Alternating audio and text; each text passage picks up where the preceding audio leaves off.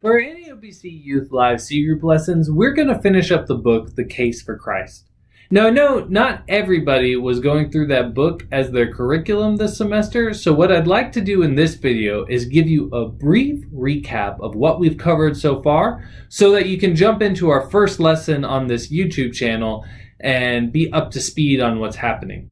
The first part of the book, our first 5 lessons or so, were devoted to establishing that the Gospels are reliable historical documents. And what that means is that the Gospels, Matthew, Mark, Luke, and John, are reliable history. So when they tell us that something happened, we can trust that that thing actually happened. When they say Jesus went to this place, or Jesus did this, or the apostles did that, we can trust that that actually happened.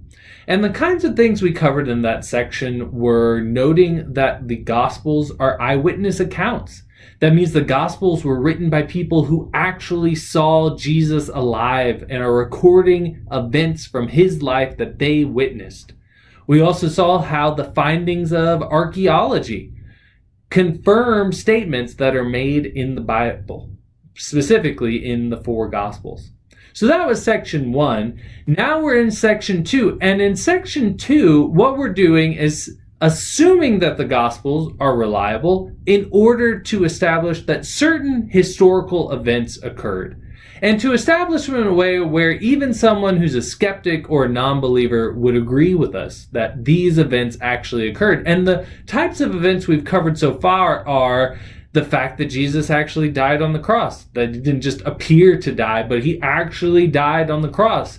And the fact that the tomb he was buried in was found empty by a group of his disciples. So that brings you pretty much up to speed with where we are right now. Go ahead and check out our other video, and that will launch you into this new wave of C Group lessons on NAOBC Youth Live.